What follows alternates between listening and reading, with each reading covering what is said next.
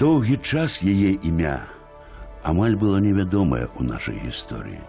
Але ўнёсак гэтай асобы ў нашу культуру ў цэлым і ў жыццё нясвіжа ў прыватнасці цяжка пераацаніць. Сентыментальная і актыўная, яна стала першай у Вялікім княстве літоўскім жанчынай-драматургам. Францішка Уршуля нарадзілася ў 1705 годзе і паходзіла з княскага роду Карыбут-Вішневецкіх. Дзяўчына атрымала выдатную хатнюю адукацыю, вольна валодала некалькімі мовамі, цікавілася літаратурай. Тады ж яна пачынае пісаць і першыя ўласныя вершы. Сваё 20годдзе Францішка Уршуля адзначыла шлюбам з будучым вялікім гетманам Вялікага княства літоўскага Міхалам Казімірам Радзівілам, па мянушцы Рыбанька. Шлюб атрымаўся ўдалы і трывалы. Францішка Уршуля, што паяднала роды Радзівілаў і Вішнявецкіх, палка кахала мужа і прысвячала яму шматлікія паэтычныя пасланні. Неўзабаве карэту маладых сустракала родавая рэзідэнцыя Радзівілаў, старадаўні Нясвіж. Тут Францішка Уршуля становіцца паўнапраўнай гаспадыняй. Далейшы культурны росквіт старэйшай радзівілаўскай вотчыны будзе цалкам звязаны з яе імем. Няспешны і бяздзейны жыццёвы лад нясвіжскай шляхты ніяк не мог задаволіць узнёслую энергічную дзяўчыну, выхаваную на законах хрысціянскай маралі і духоўных каштоўнасцях. Таму Францішка Уршуля з галавой акунулася не ў мясцовыя забавы, а ў гаспадарчыя клопаты.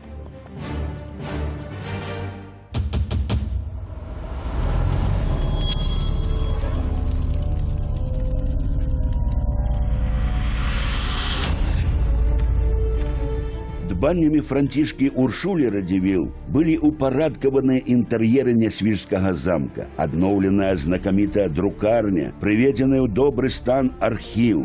А апроч таго, шмат высілкаў было скіравана на замкавую бібліятэку, якая намаганнямі новай гаспадыні павялічылася да 9000 тамоў. Разам з тым Францішка Уршуля працягвала пісаць. Апроч паэтычных лістоў захаваліся вершы, сатырычныя мініяцюры. А неўзабаве яна закахаецца яшчэ в адну форму мастацтва – тэатр. У 1740 годзе ў Нясвіж прыехала іншаземная тэатральная трупа. Але паказаны спектакль расчараваў княгіню. Менавіта тады з уласцівай ёй энергіяй Францішка Уршуля вырашае стварыць уласны замкавы тэатр. І п'есы для яго будзе пісаць самастойна. Першую камедыю Францішкі Уршулі «Дасціпнае каханне» паказвалі на дзень нараджэння яе мужа, князя Міхала Казіміра Рыбанькі, пад адкрытым небам. Знатныя госці і святары сядзелі на канапах, а простая шляхта тоўпілася вакол сцэны. Дзейнымі асобамі былі пастухі, пастушкі, лекар, арлікіна і старажытныя багі. Са сцэны гучалі дасціпныя прыпеўкі, віншавальныя вершы, жарты, і відовішча надзвычай спадабалася ўсім прысутным, а поспех гэтай пастаноўкі ўмацаваў гаспадыню Нясвіжскага замку у намеры стварыць сапраўдны тэатр. Захопленая поспехам гэтай пастаноўкі, княгіня ўвесь свой час скіроўвае на развіццё радзівілаўскага тэатра. Да ўдзелу ў ім яна захвочвае сваё бліжэйшае атачэнне, сваякоў мужа, гасцей з замка, выкладчыкаў танцаў і спеваў. У масавых сцэнах бяруць удзел замкавыя слугі і нават звычайныя месцічы. Калі б з дапамогай машыны часу мы перанесліся у тыя дні, мы б убачылі на беразе штучнага возера адмысловы будынак, заля якога асвятлялася 50 ліхтарамі. Багатая заслона аздаблялася гербамі радзівілаў. Мы б убачылі, што разам з акторамі, у ролі якіх выступалі звычайна таленавітыя сяляне навакольных вёсак, на сцэну выходзілі самі радзівілы. У зале граў аркестр з некалькіх дзесяткаў музыкаў. Аднаго з іх, найбольш таленавітага, Яна Цынцыловіча, радзівілы адправілі вучыцца ў Італію, а потым прызначылі кіраўніком свайго аркестра.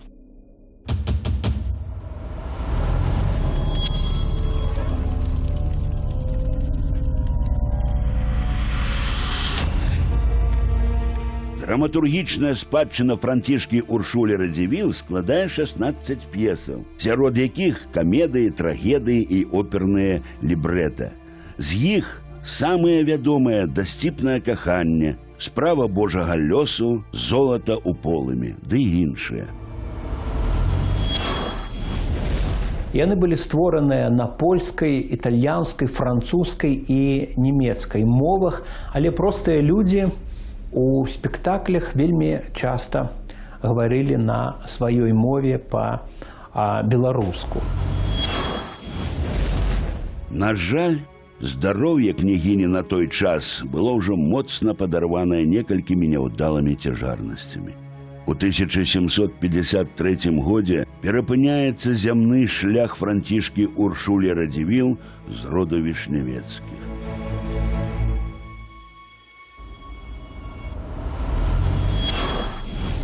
Францішка Уршуля, вельмі плённа працуючы ў літаратуры, стаўшы першай жанчынай-драматургам Рэчы Паспалітай, разам з тым была адданай жонкай і клапатлівай маці. Яна нарадзіла князю Міхалу Казіміру 36 дзяцей. На жаль, большасць з іх памерлі маленькімі, і выгадаваць удалося толькі аднаго, таго князя Радзівіла, які увойдзе ў гісторыю пад мянушкай пані Каханку. Францішка Уршуля Радзівіл – добры прыклад таго, што можа зрабіць для краіны, для айчыны, для культуры разумная, адукаваная і багатая жанчына. Не сібарыцкае жыццё, не катанне там на мядзведзях, на санях, запрэжаных мядзведзямі па дарозе, высыпанай соллю. Не раскошныя балі, не сібарыцкае гэта жыццё весь час, а разумовая творчая праца. Праца над драматургіяй, праца над культурай. Гэта файна, гэта сапраўдная арыстакратыя. Арыстакратыя не толькі маёнтку, а і арыстакратыя духа. Дарэчы, я вычытаў такі цікавы прыклад. У сярэднявеччы ў Англіі пакаралі смерцю адну арыстакратку за распусту. І пры судзе было напісана: пакарана смерцю для таго, каб не падавала злы прыклад просталюдзінам. Это рэдкія выпадкі, але гэта вот разуменне еўрапейскім духу сапраўднай арыстакратыі. І ў гэтым плане Уршуля Радзівіл была арыстакраткай. Як фармальна, так і сапраўдна была арыстакраткай духу.